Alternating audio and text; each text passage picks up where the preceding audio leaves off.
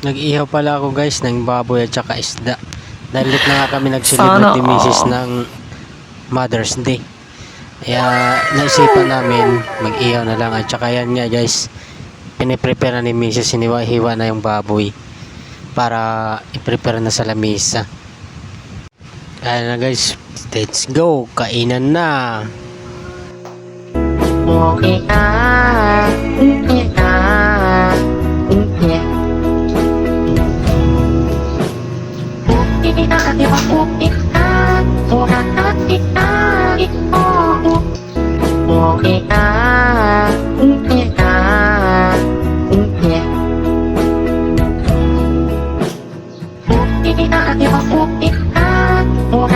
Kita